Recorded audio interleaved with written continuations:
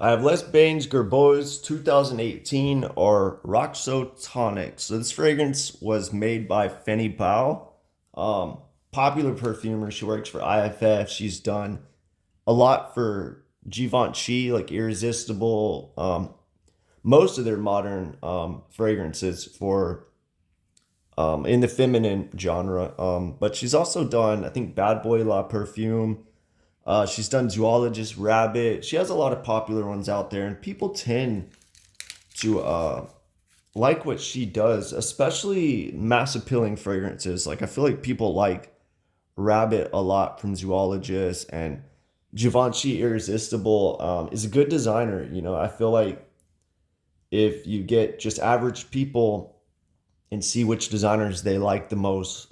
Givenchy, a lot of their fragrances would come out on top. So she has a way of making fragrances very likable. This fragrance is no exception. The top notes bergamot, ginger, citron, mid notes neroli, tea, um, gentian, like some kind of flower, and base amberwood, vetiver, musk. I find it interesting that they list amberwood as a note in the dry down. Maybe it's used more pronounced than the brand's other fragrances, but most of them, if not all, have a slight amberwood in the base. I would say this one even has an ambroxan in the base. So why not list ambroxan? Maybe they wanted to keep the notes 3, 3, and 3 to make it look more appealing when people look it up. I don't know, but when I smelled it without looking at the notes, I feel like I got like a slight rose. Maybe I'm looking at the name Roxo and I'm just thinking that.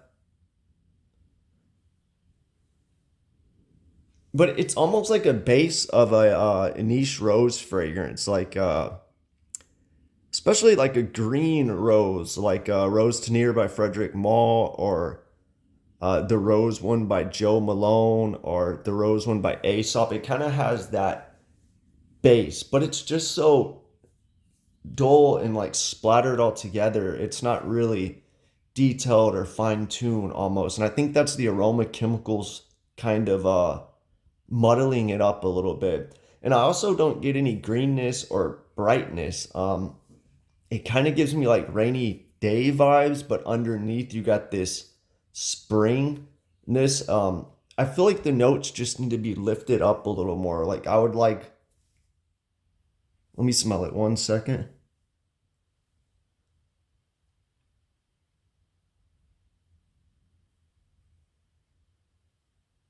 I mean, I don't know. I wish the ginger bergamot was a little more, but those are top notes, so they fade.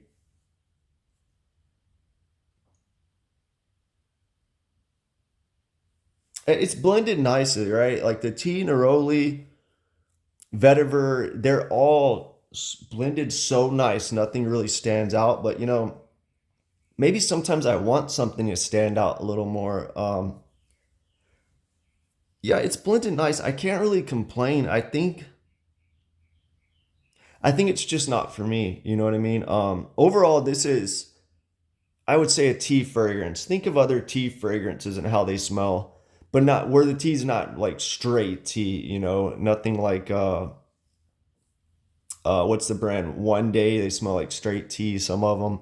It doesn't smell like straight tea. It kind of gives me that Lalabo, the Noir vibe, or maybe matcha tea, kind of that vibe where it's that calming tea. Um, Vetiver's it. I didn't realize the vetiver was in there until I read the notes, and I'm like, yeah, it's in there. It's just everything's so hidden. Like I said, there's this cloud of like ambroxan, amberwood, musk to sweeten it up, and everything's just like hidden under that cloud and just kind of popping out. It's not a bad thing, right? Like it's blended nicely and it makes it more appealing. I feel like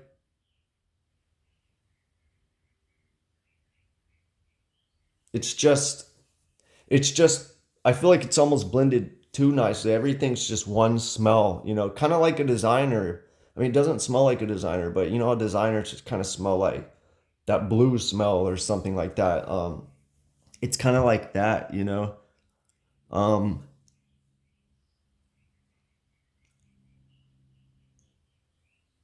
it's got a spring vibe, but it's not floral, and it has a warmness to it a little bit. But yeah, overall, it's a. I mean, it has a little bit of like every aroma chemical. I feel like there's slight clean woodiness, ISO, but not too much. Obviously, there's an amberwood they list it, but it's not as dry as like some of the other others from this brand.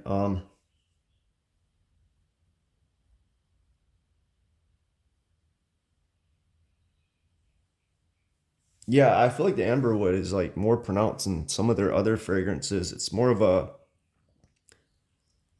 it's just that aroma chemical, slight veterinariness to it. Definitely got that sweet musk, some ISO, little bit of ambroxan. It just has that smell, like the niche designer smell from Mason Crivelli, Lalabo.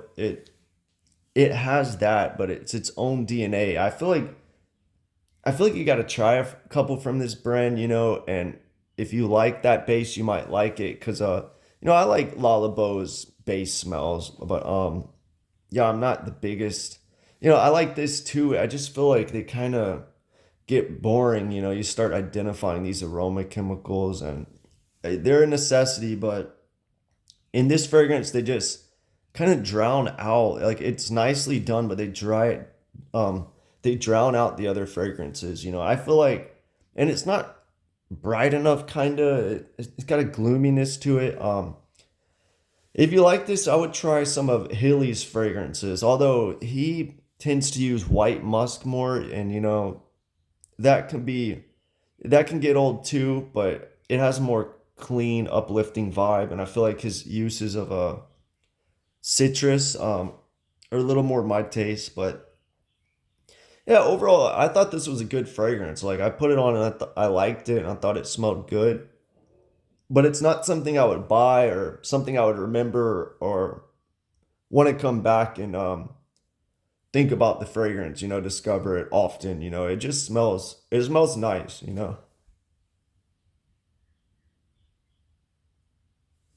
Yeah, it smells like other tea fragrances or somewhat like what they would do with the base of a fig fragrance or something like that.